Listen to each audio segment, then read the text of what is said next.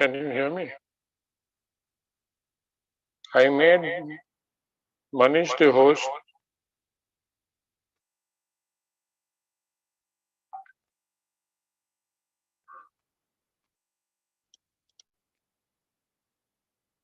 Good afternoon, everybody. Welcome to another session of interview preparedness from 360 Digit MG. So we've been discussing about the concept of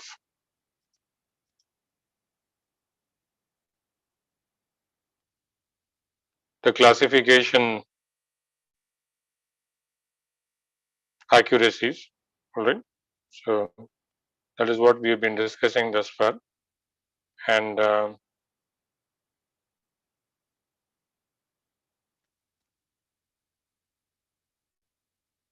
now, yesterday's session was more on the principles of, the confusion matrix, etc. Okay. And now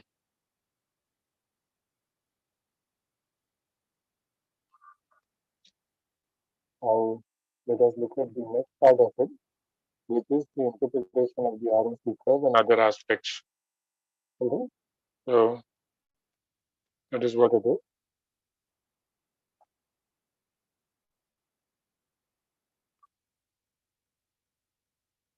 Yeah.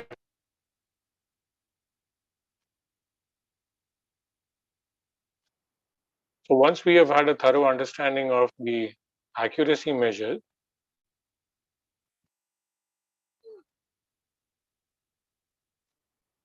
choice of cutoff for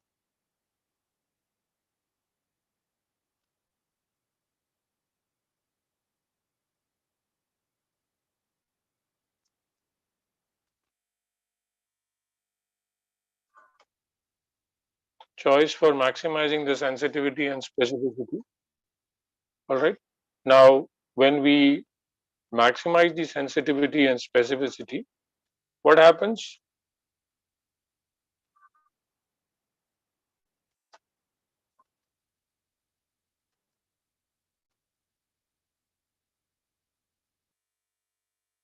Automatically, the overall accuracy increases. You don't have to gauge behind the overall accuracy.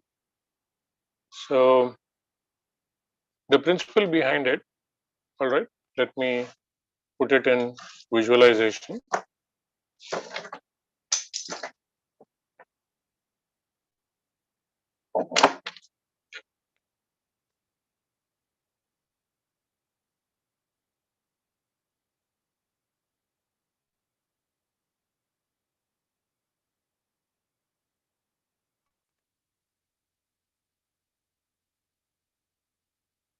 So, this is what we have, where we have the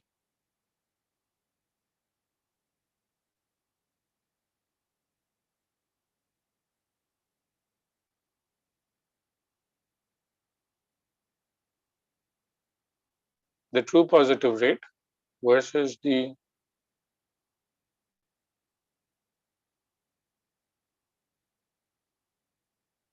true negative rate.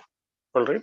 So, for various cutoffs, we'll have the various values, and the most desirable point we expect is somewhere here. All right. However, for different cutoffs, let us say we see the cutoff 0, 10, 20, all the way to 100, the TPR and the TNR will be inversely proportional. High, low, low, high. That is how it will be. All right. That is how it is going to be. So, to address this, we cannot really find out the point which is going to give us the max TPR versus max TNR. So, what we are instead doing is,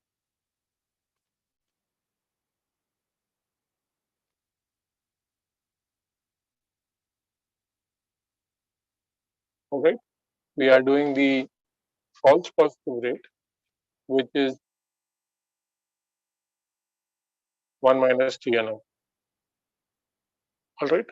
Now, when we do this, the slope of the values, now FPR versus TPR, it is like this, high, high and low, low. All right. So one is a measure of accuracy. We discussed yesterday about the TPR and FPR. So this is a measure of error, and this is a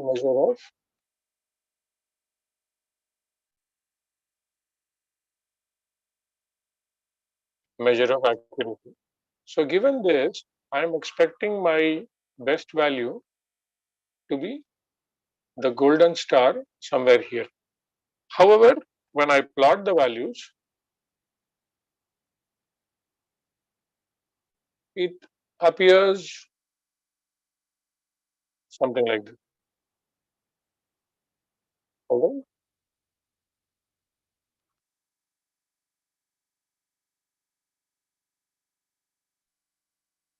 Something like this.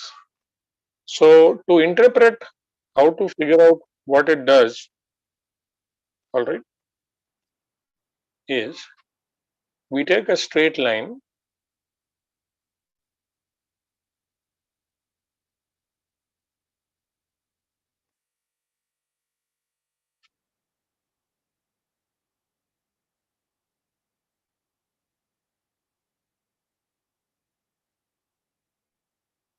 all right, we take a straight line, and then we look at the plots of multiple vertical lines from the card, and the place where we have the maximum value is the point, all right, we have the, so we'll call this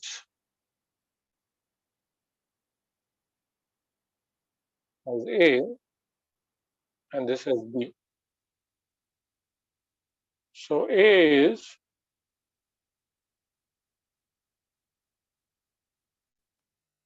max gain and B is min cost. So at this point, I get the max gain versus min cost, and that is what is going to help me identify the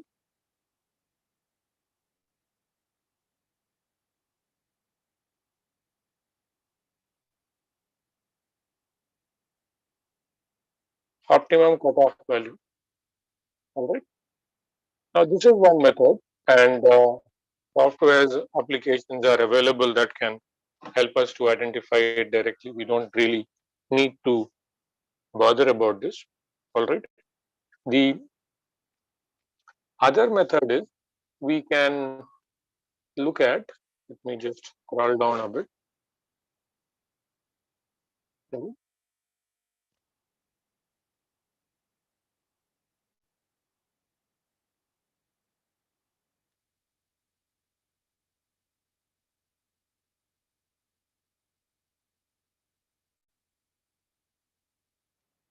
Yeah, keeping the cursor down. So the other method is we can do it manually. So for all the cutoffs, all right,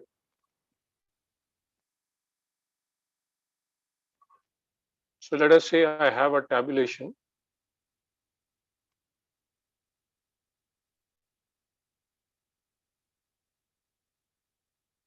cutoff,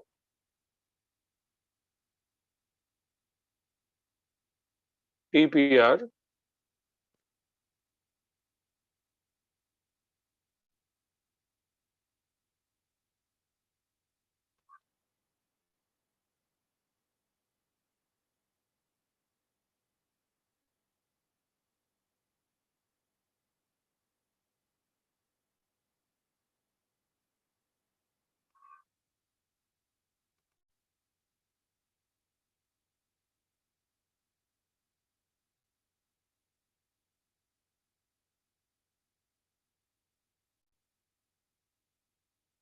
so 0, 5%, 10%, 100%.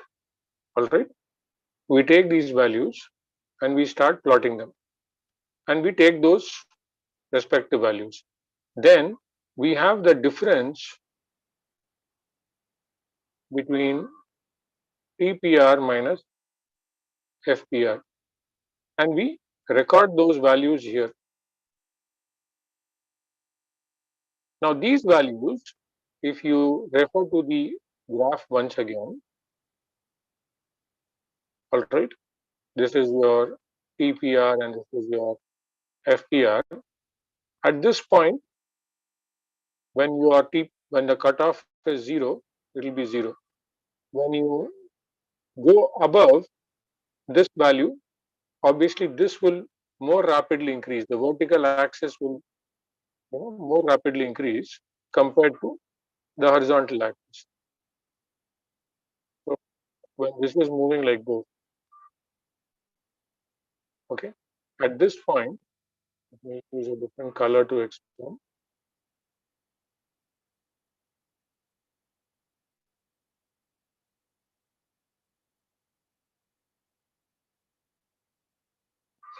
So you see the rate of increase along the y-axis, along the TPR axis is more, and the rate of increase along the x-axis, which is the FPR, is less.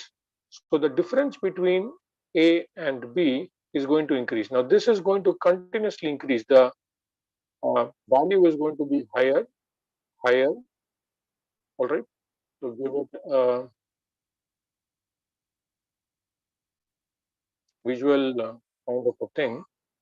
So it starts with 0, high, high, higher. Now this will keep increasing. When I'm putting more arrows, upward arrows, it is increasing. That is what the meaning is. It will keep increasing till this particular point here. Now what is going to happen after this point? Let us say we take this particular point here. Now this particular point, if you were to look at it, the difference between the A and B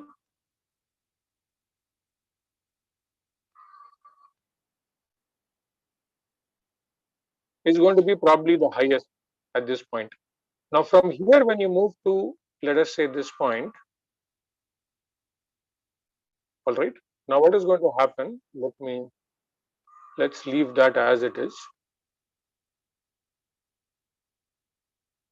All right, now let me draw the other one, the new one now.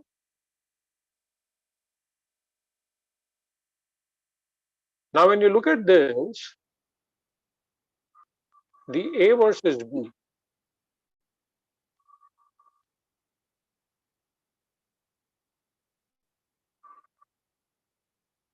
all right, the A versus B difference is going to fall down. In fact, it will come like this, and finally in the end,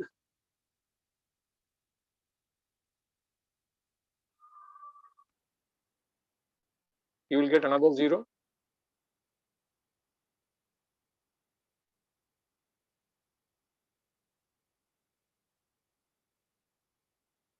All right, it will increase, and then start to decrease. Now where it will become 0? It will become 0 when you reach this point.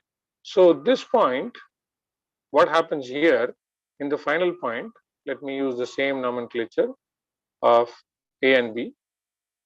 So we have reached a point where A is equal to, let me go back to the same color because that is easier to understand.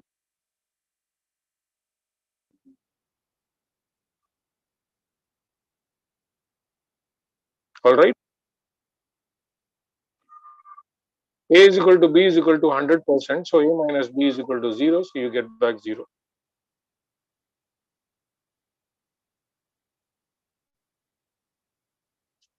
All right. So this identifying the, for this particular column, the difference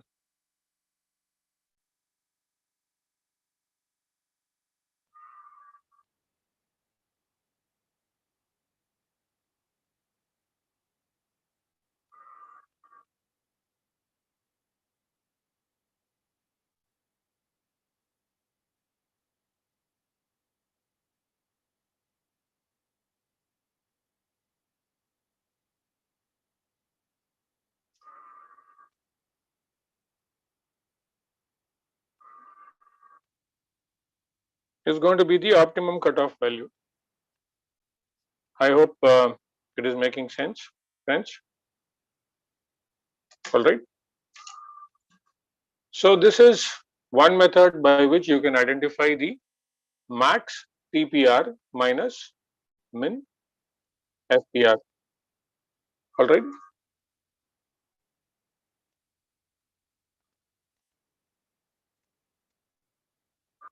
Now, there is another method by which you can choose the handshake value. All right. That is again a visualization method. Let me just plot it for you.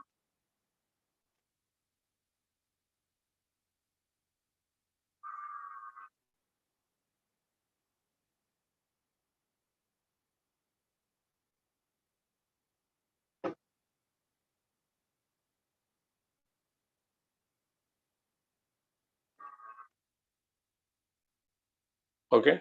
So here we have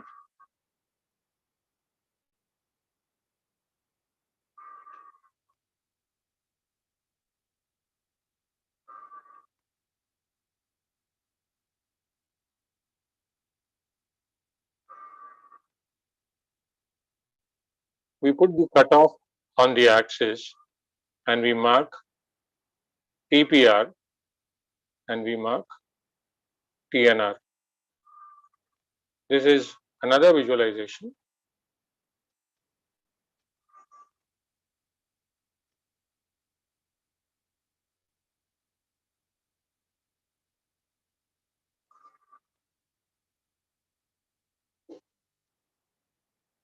Okay.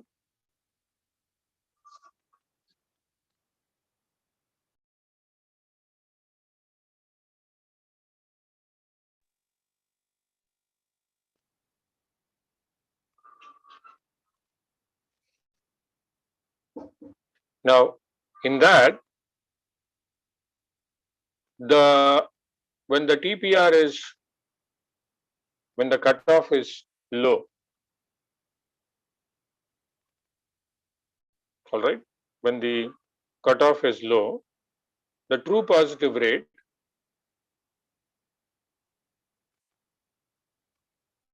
is going to be very high, all right, which is, let us say this is your 0 and this is your 100%.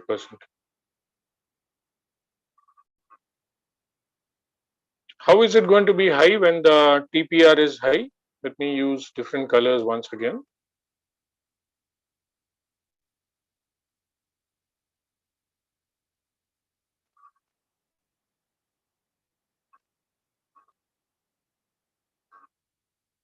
All right. When I keep the cutoff value, I'll just explain it here and then I'll erase it. When I keep the cutoff value, so when the probability is greater than 0, it is the positive class. So all positive cases will be correctly predicted as positive. There is no chance of a single positive value being predicted as a incorrect case. So the TP value is going to be the highest. I hope that part is making sense. All right. And when I start to take the different cutoff values, all right,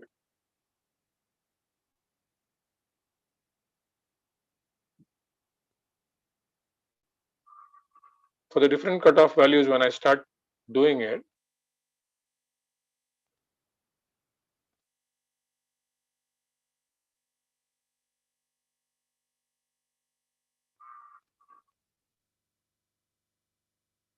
so this will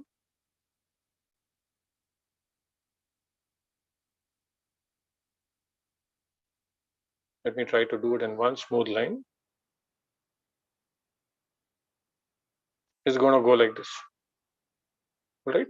Similarly, when I put TNR, when I the TPR and TNR are conversely proportional to each other. So TNR, let me use a different color. Now,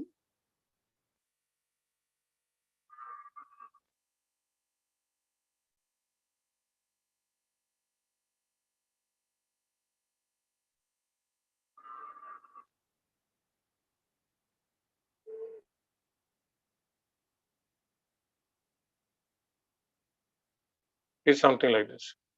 So this particular point here,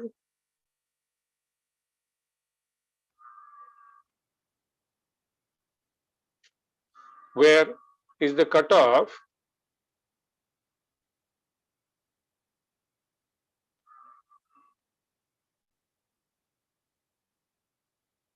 which is going to give me the maximum TPR and the maximum TNR value. Both will be pretty high. All right, friends.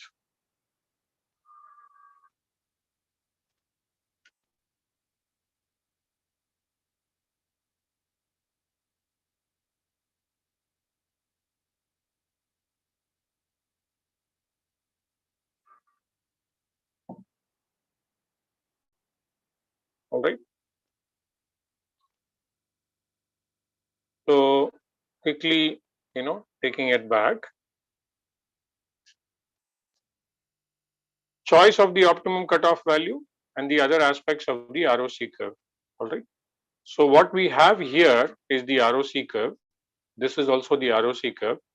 This is a curve between the TPR and TNR. This is not the ROC curve. All right. Now, the other aspect of the ROC curve that we must understand, you may be aware, but let me just do a recap. If you have to explain, all right, if you have to explain, uh,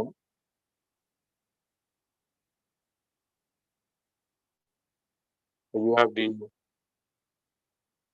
TPR and the FPR, you can probably close this. It'd be preferable if it is a square because that kind of makes sense, right? Because this is your 0 to 0, this is your 100%, and this is also your 100%. So if it is a perfect square, kind of makes sense. So ideally what happens with the various cutoff values when you are plotting it,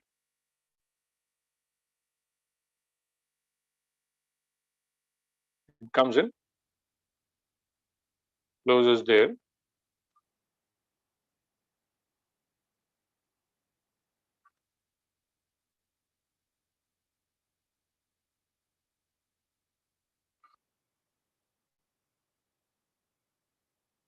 Now we have these three options here, and why are these options important? Let me just explain by first connecting the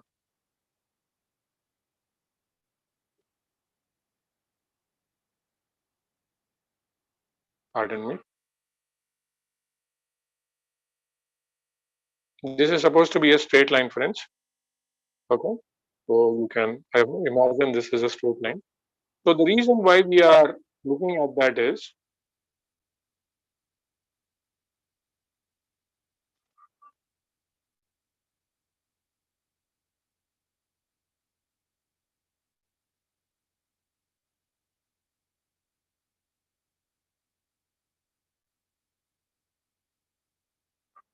if you look at this area, this is probably the least. All right. If you look at this area, this is probably the least. And if you look at the area for the other one, this area is probably the maximum. I mean, the next highest. And the highest area is obviously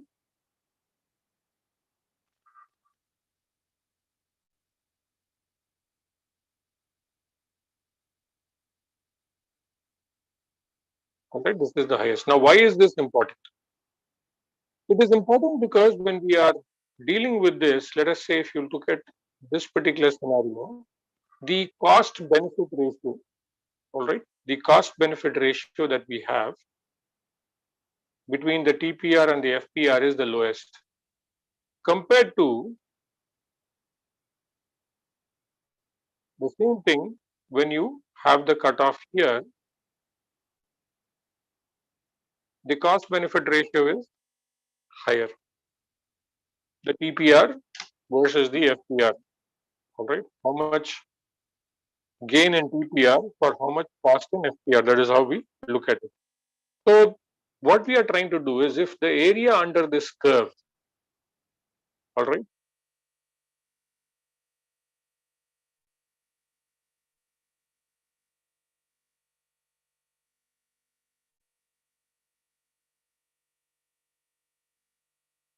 If the AUC is high,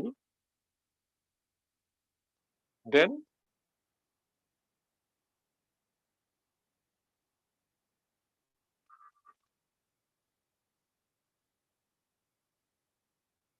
TPR versus FPR also is very high.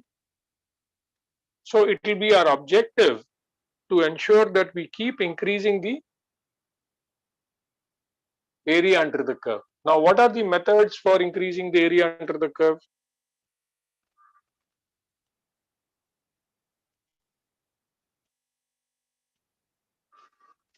All right.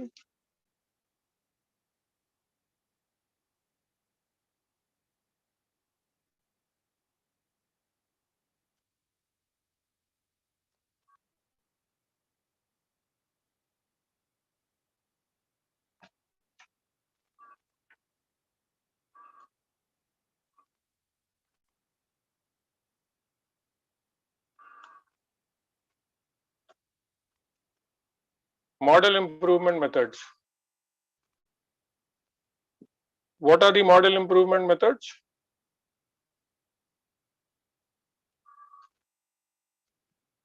Transformation,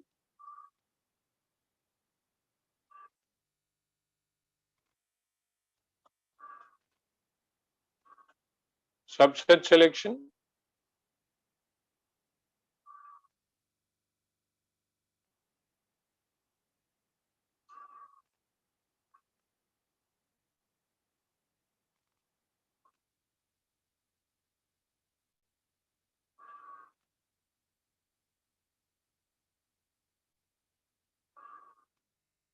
all right. L1 and L2 tuning,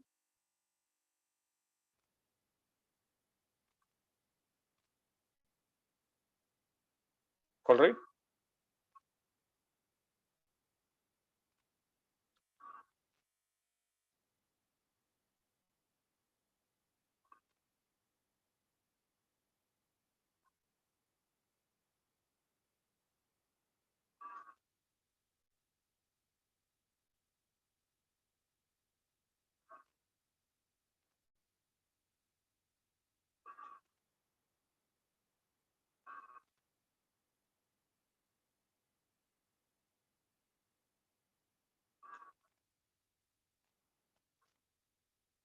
Feature engineering, etc.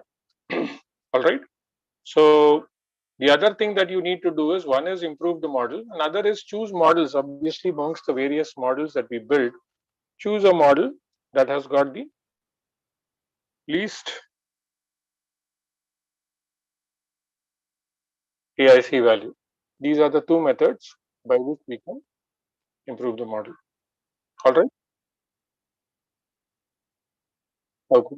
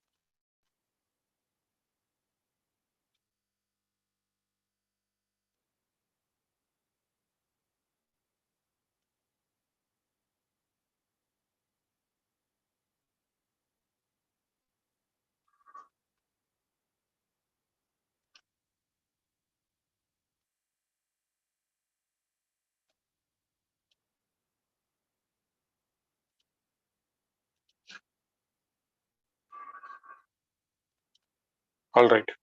So after the discussion with reference to the matrix, let us continue our discussion on other models also.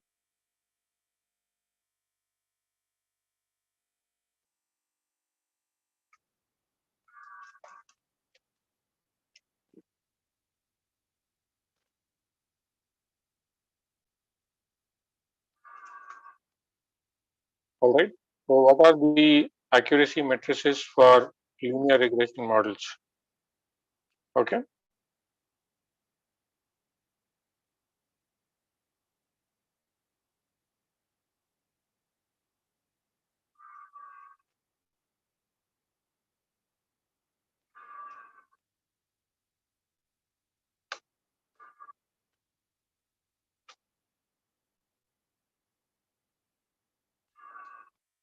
Okay. So one is the R squared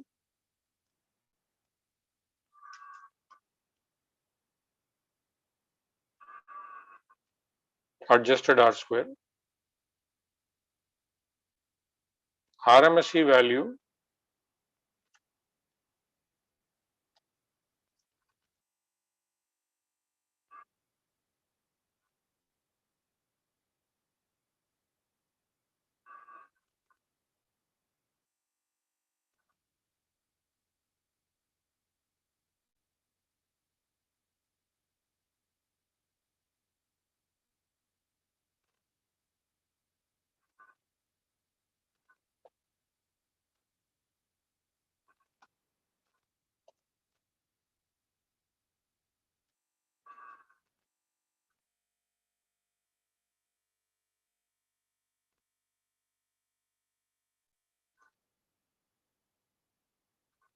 correlation between the predicted and the actual value. So these are some of the things that you know can help us to identify the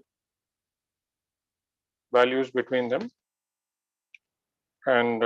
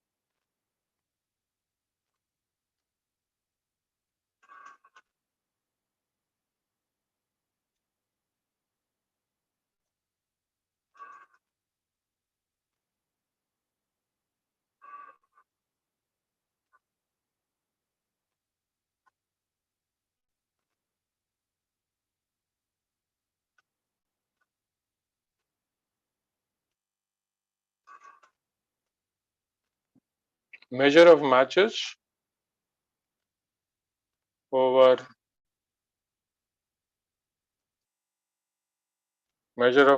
over total predictions. This is the only thing that we can do.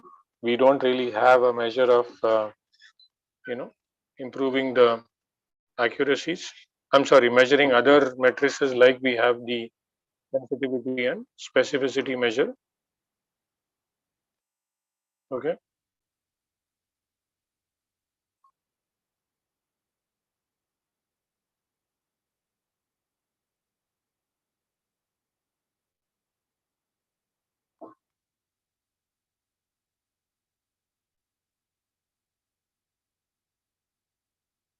For the count models, once again,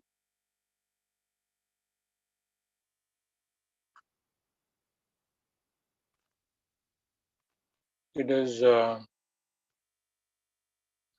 same as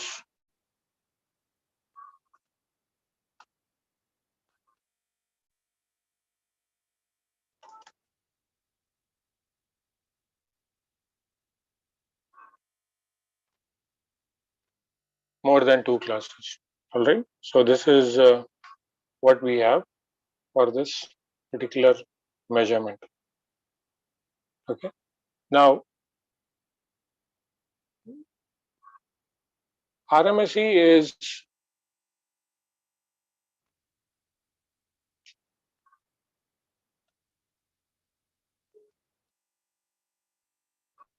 drawback of the RMSE measure. All right. it is not unit free and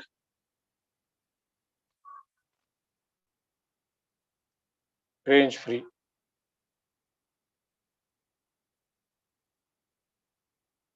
So explanation is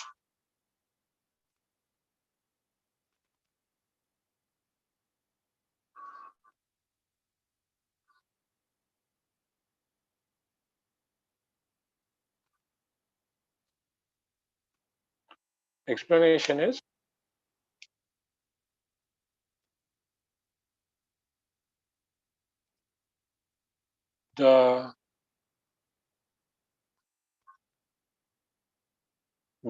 the standalone value of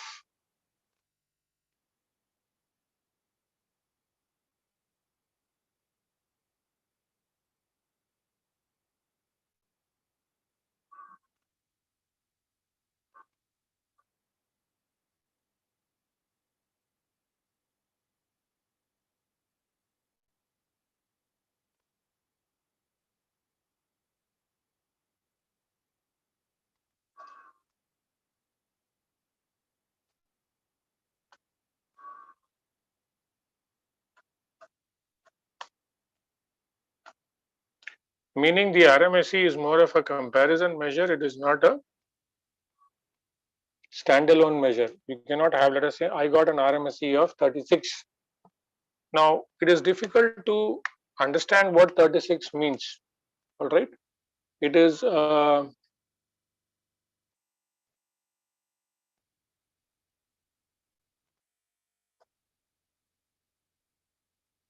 contextual measure. So we have what is known as mean absolute percentage error. The errors are divided by the actual values to remove the units and the scale and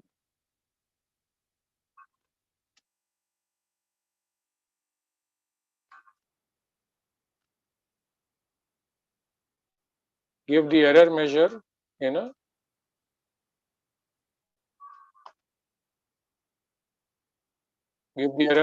percentage value.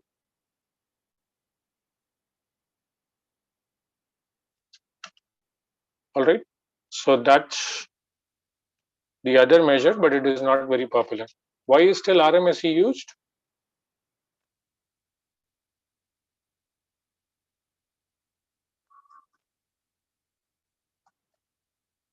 Given the drawbacks,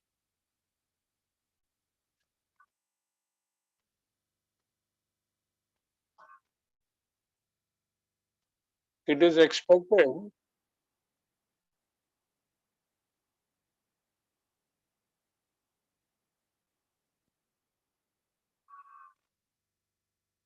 one would be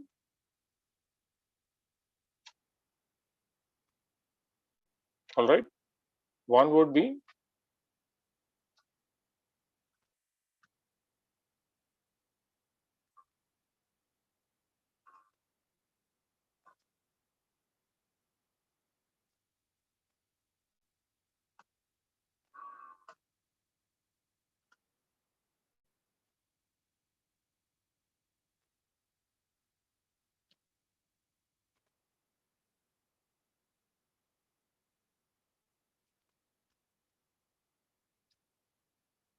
the lowest RMSE can be selected. So this is the background for which we are doing. All right. So this was a topic on the measure of accuracies and errors. It's a two-part session. So that is all we have with reference to the accuracies and measures today. All right.